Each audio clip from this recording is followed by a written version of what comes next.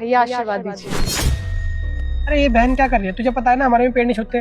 भैया आपसे आपको गार्ड की नौकरी करने की कोई जरूरत नहीं है, आप चलिए मेरे साथ। अरे मेरी लाडली बहन, ये बता, अगर मैं ये काम नहीं करूंगा तो घर का खर्चा कैसे चलेगा? और तेरी पढ़ाई का भी तो खर्चा देखना है ना, उसका क्या होगा? भैया आपको इन सब बातों की चिंता करने की कोई जरूरत नहीं है, क्योंकि आपकी बहन ने एग्जाम क्लियर कर लिया। क्या सच में एग्जाम क्लियर कर लिया तूने?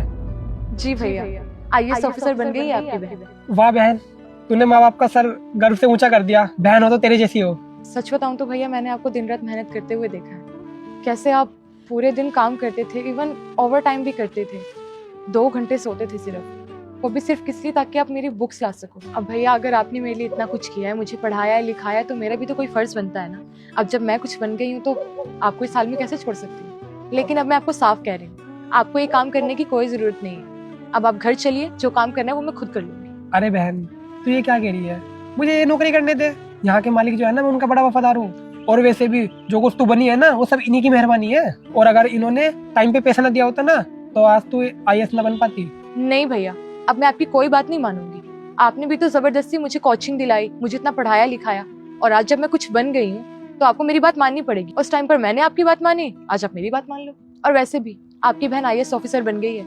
अब एक IAS ऑफिसर का भाई ऐसे गार्ड की नौकरी करता हुआ अच्छा थोड़ी लगेगा। और भैया जो भी लोग आपको बोलते थे ना कि अपनी बहन को मत पढ़ाओ, उसके हाथ पीले करवा दो, आज उनके मुंह पर जोरदार तमाचा पड़ेगा। अब आपको किसी के भी सामने सर झुकाकर चलने की जरूरत नहीं है।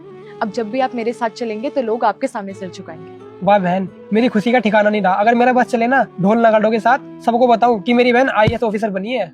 अब भैया आप यहीं पे खड़े रहोगे? घर चलिए, घर पे जाकर भी सबको खुशखबरी देनी है। अभी तक मैंने किसी को नहीं बताया, सबसे पहले आप ही को बताने आई हूँ। चलो।